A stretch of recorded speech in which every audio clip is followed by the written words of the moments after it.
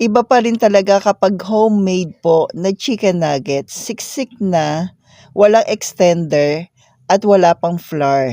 At sigurado ka pa po sa mga ingredients na ilalagay mo po dahil ikaw po mismo ang maglalagay. O di ba? Sabay ganon.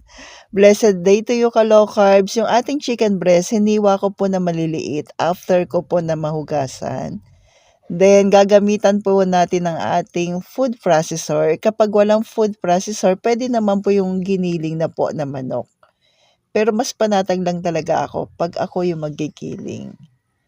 Okay po. Then, add tayo ng 1/2 po ng tablespoon na Himalayan salt. Pag wala, rock salt. 1 tablespoon po ng garlic powder, white pepper, 1/2 tablespoon po na paprika, 1/4 teaspoon po ng thyme. Pwede rin kayo mag-add ng cayenne kung gusto nyo po. Konti lang naman dapat.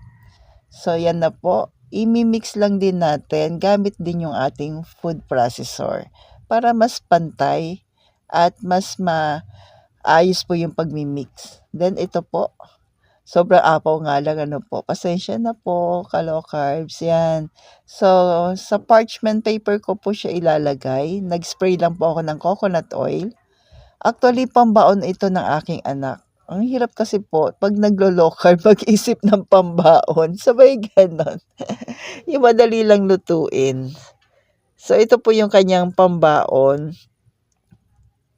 Tapos nilalagyan ko lamang ng, sabihin na natin, na egg yan. So, ganyan po karami, 2 layer.